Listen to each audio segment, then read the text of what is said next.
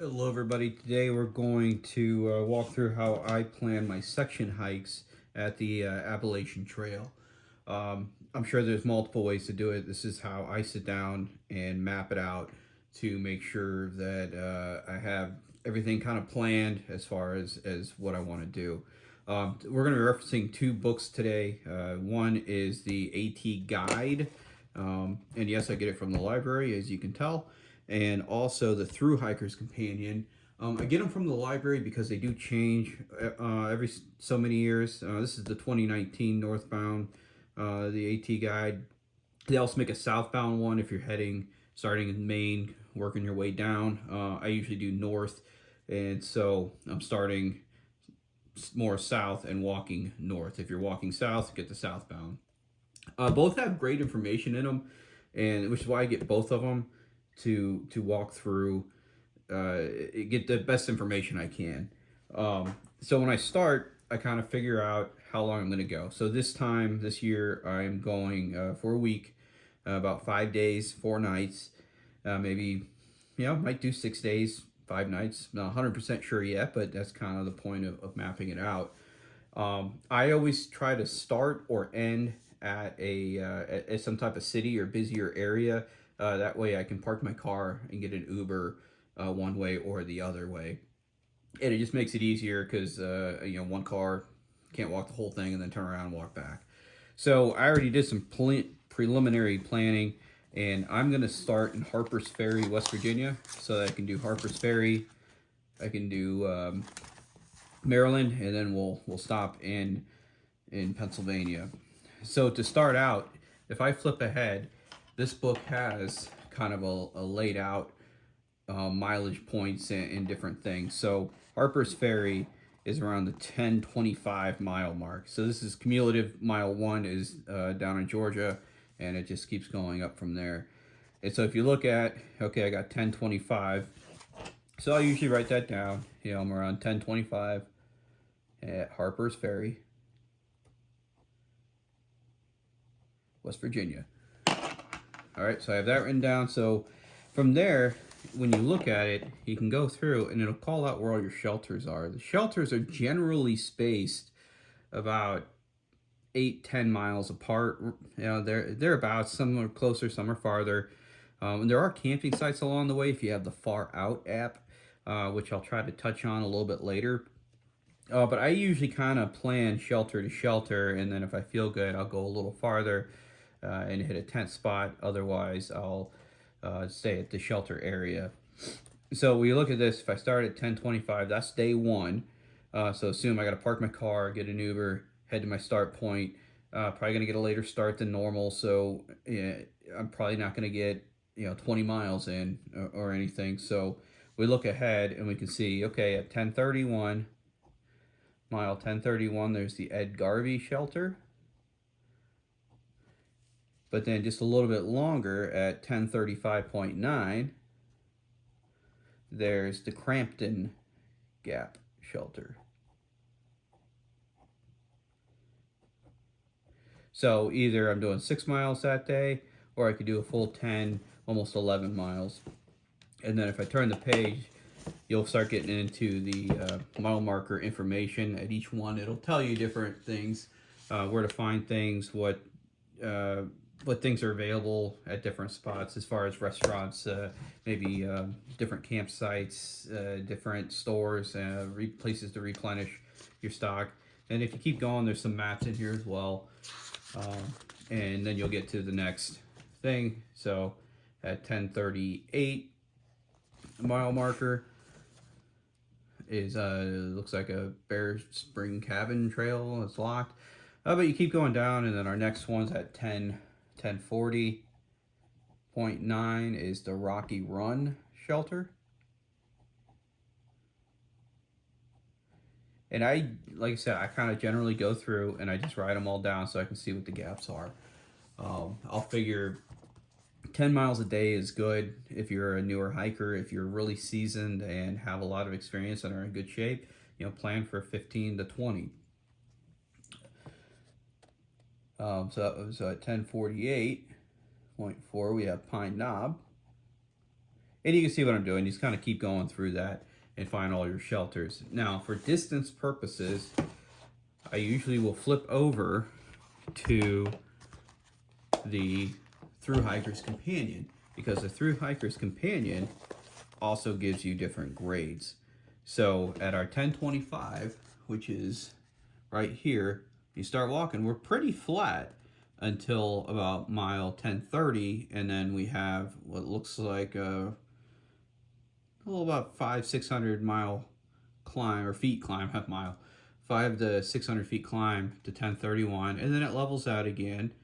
And so that first day, and also call out your shelters. So at 1031 is the Ed Garvey shelter.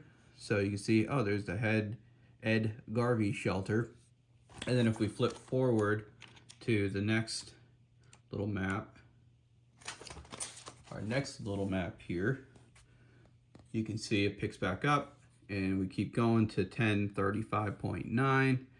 Right around there's the Crampton Gap shelter. And then you keep going, Rocky Run, so on and so forth. So with this one, I like this one because you can see what your grades are. And if you know you have a huge climb coming in somewhere, you can go, okay, I'm definitely not getting my 12 miles. I need to back it down to 8 or whatever the case is. So me, okay, day one, I like to push myself a little bit. So I would probably pick that, assume I'm going to go to this Rocky Run shelter that first day. And so that's going to be roughly a 10 mile day. And then from there, if I go 8.4 miles, I'm at Pine Knob. So we can take a look, and that's 1048. So on this one, all right, there's 1048. There's Pine Knob. And the next one isn't until about 1057. So 1057 is the next one. The question is, can I go 17 miles, or is that going to be too much? Me, I think it's going to be a little bit too much. So that's where I'll flip over to the Far Out app and see if there's some campsites in between. But worst case, have a light day, go about 8 miles to the Pine Knob. Then I stop, and then the next day I can go to this 1057. Or I can revise myself and go, okay, well, instead of going 10 miles, maybe that first day, since it's the first day, we go 6 miles, and then we go 9, and then we go the 8. Yeah, so they're spaced out nice, but there are little things here or there that you want to look at. Another thing that's nice about this one, if you want to go back to the AT guide, this one does call out where there's water and camping and shelters and whatnot. So as you're walking, you can go, okay, well, at 1067, you know, there's some water, so I can go there, fill up my water containers and whatnot. So that's kind of the gist about how I plan my route. Okay, so my final, because I didn't think you want to watch me do that whole thing, was what I'm going to do is I wrote it all out, figure 5 days of hiking. So 1, 2, 3, 4, 5.